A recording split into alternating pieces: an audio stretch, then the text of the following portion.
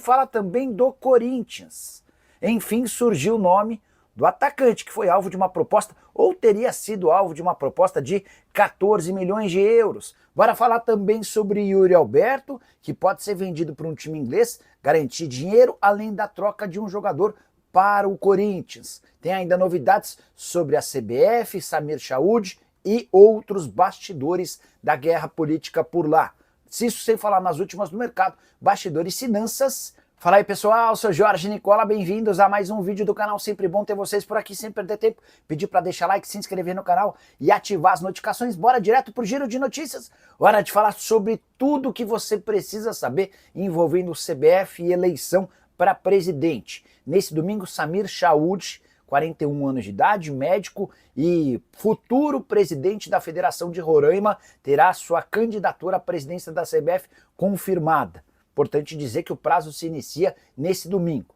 Queria te explicar de onde surgiu o nome do Samir, que era até então um grande desconhecido. O Samir é filho do atual presidente da Federação de Roraima. Inclusive, o pai dele está na federação há 40 anos. Só que a Federação de Roraima, como todos sabem, é absolutamente inexpressiva. São só 10 clubes filiados e não há nenhum time expoente, nenhum time que consegue, por exemplo, fazer sucesso nas 4 divisões do futebol no Brasil. O Samir surge no cenário nacional e com o apoio de 23 das 27 federações, graças a Gilmar Mendes, que é ministro do STF e um dos homens mais poderosos do país. Assim como Alexandre de Moraes, que é outro ministro do STF e que tem enorme influência na política brasileira, o Gilmar Mendes é quem tem dado as cartas na CBF e, por consequência, no futebol brasileiro. Havia sido Gilmar quem, no início do ano passado, havia devolvido o Edinaldo à CBF, ao cargo de presidente da CBF, e costurado um acordo para que todas as outras alas políticas aceitassem a permanência do Edinaldo. Mas vocês devem se lembrar que recentemente um escândalo surgiu a partir de uma publicação da revista Piauí. A revista mostra a relação intrínseca entre CBF e Gilmar Mendes. O Gilmar é sócio de um instituto chamado IDF, Instituto Brasileiro de Ensino, Desenvolvimento e Pesquisa. E o IDF havia sido contratado pela CBF de Edinaldo Rodrigues para tocar a CBF Academy, que é um curso para técnicos, executivos, entre outras coisas. E essa fusão, essa sociedade acabou por ser revelada na revista Piauí, causando um impacto muito ruim para o Gilmar Mendes. Há inclusive uma série de políticos brasileiros exigindo que o Gilmar se afaste por conta disso. Gilmar não gostou da exposição e decidiu, de acordo com fontes do futebol, excluir o Edinaldo. É por isso que no dia 28, quando o STF vai julgar de maneira definitiva o retorno do Edinaldo, já se dá como cartas marcadas que o Edinaldo não voltará à presidência da CBF. E aí que o Samir surge como um candidato do Gilmar e logo é apoiado por 23 das 27 federações. Existe um movimento de clubes para que o Reinaldo Carneiro Bastos, que é o atual presidente da Federação Paulista, se torne um dos candidatos. Resta saber se ele vai conseguir apoio. Ele vai precisar de pelo menos 8 federações para registrar sua candidatura. E para completar, queria contar uma história importante do currículo do Samir, que é esse desconhecido de todos. Samir é médico, né? E já foi suspenso por 2 anos da função de perito médico. Isso aconteceu começa essa história em 2017, quando um motoqueiro sofreu uma lesão permanente na perna após um acidente e pediu na justiça uma indenização via DPVAT. O Samir fez a perícia e confirmou o laudo do IML. No ano seguinte, esse mesmo motoqueiro fez exame presencial e o Samir não verificou a lesão no pé esquerdo. Ele se atentou apenas ao braço esquerdo e constatou apenas lesões leves. Após protestos da Defensoria Pública, o Samir passou a ser intimado várias vezes em 2019 para corrigir esse erro sem sucesso, até que em 2020 ele foi excluído do Cadastro Geral de Peritos por 2 anos. Esse é o cara que a gente deve eleger como presidente da CBF num futuro não tão distante. A eleição está marcada para o próximo domingo. Hora de falar sobre Yuri Alberto, repercutindo uma informação de um portal inglês chamado TransferFeed. De acordo com esse portal, o West Ham, que é um velho interessado no Yuri Alberto, voltará à carga para tentar a contratação do centroavante corintiano na metade desse ano. E agora com uma novidade. Em vez de colocar apenas dinheiro, o West Ham também topa introduzir um jogador brasileiro que pertence a ele. Trata-se do zagueiro Luizão, hoje com 23 anos de idade, atleta revelado na base do São Paulo e até então super bem avaliado. O Luizão formava a dupla de zaga com o Beraldo explodiu e hoje joga no PSG. O Luizão ainda não conseguiu fazer sucesso no futebol europeu. Esteve por mais de 60 partidas no Sub-21 do West Ham, não conseguiu jogar no time profissional e foi emprestado para uma equipe polonesa. E ele, enfim, conseguiu ser titular lá na Polônia, fez as últimas 3 partidas do time no mês de maio. A ideia de contratar um zagueiro é prioridade no Corinthians. O Timão entende que há necessidade da chegada de um defensor. E o Luizão é um velho conhecido do técnico Dorival Júnior, até por isso poderia haver algum tipo de negociação. Só para completar, é importante lembrar que como o Corinthians tem só 50% dos direitos econômicos do Yuri Alberto, há necessidade de uma proposta grande para que o acordo seja valioso para o Timão.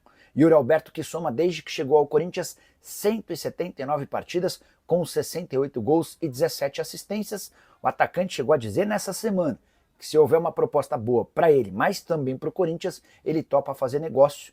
Centroavante que também está na mira do Sporting de Portugal. O Firmino vai ficar livre no mercado, aí seria uma boa para o Corinthians. Uma mensagem do Rogério Fadel. Rogério, na verdade ele não vai ficar livre. Firmino tem contrato com o Al Ahly da Arábia Saudita até junho de 2026 e por lá ele ganha quase 10 milhões e meio de reais, depende muito da cotação do dólar, né? Mas entre 10 e 11 milhões de reais, tá? Então a verdade é que ele tem bastante dinheiro a receber, mas ele pretende deixar a Arábia Saudita. Qual a pior situação? A do Corinthians agora ou a do Cruzeiro quando caiu? Matheus, acho que a do Cruzeiro quando caiu, porque o Cruzeiro foi muito roubado. A gente não é capaz de provar que houve roubo no Cruzeiro, mas também a polícia está em vias de determinar que de fato houve coisas muito ruins, né? Houve crimes, isso que a polícia deve anunciar no futuro não tão distante.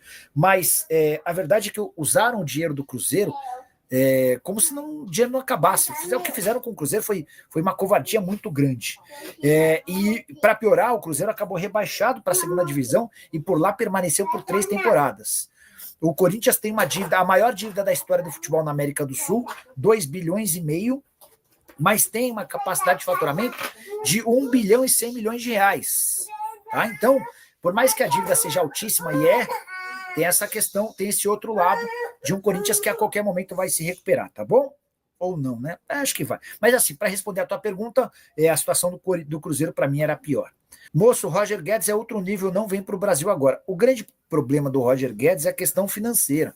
Ele se mudou para o Catar para jogar no Al Rayyan, onde ele ganha 5 milhões de reais por mês. Nem o Neymar tem esse salário em carteira, embora a gente tenha descoberto nessa semana, na apuração do UOL, que o custo do Neymar para o Santos por mês chega a 21 milhões de reais. São 4 milhões e 100 mil em carteira, e o restante atrelado a direito de imagem, né? E o Santos não tem conseguido chegar na arrecadação. 105 milhões de reais em 5 meses. É isso que o Neymar vai faturar durante esse período de 5 meses. A pergunta que eu faço é, vale a pena ter o Neymar por essa base, nessa condição? Sei que muitos desses 21 milhões são fruto de acordos comerciais. O Santos, por exemplo, qualquer acordo que o Santos fechar, a partir da chegada do Neymar, qualquer acordo comercial fica 75% da receita para o Neymar, 25% para o Santos. Mas, cara, eu considero a grana muito alta. Me tira uma dúvida, o Corinthians vai trazer jogadores medalhões ou em fim de contrato? Pedro, o que eu posso te garantir é que o Corinthians não tem capacidade para fazer investimentos altos. Não vai dar para gastar muito dinheiro para contratar jogadores, tá? Então a tendência é que venham atletas em fim de contrato. Rafael Souza, houve traição das federações com o Edinaldo Rodrigues, todos apoiaram ele na sua reeleição. Rafael toca num ponto super importante. O CBF é um caos. 2 meses atrás, Edinaldo Rodrigues foi reeleito presidente da CBF por unanimidade. As 27 federações, os 20 times da Série A e os 20 times da Série B apoiaram a reeleição do Edinaldo, nem existia um candidato de oposição.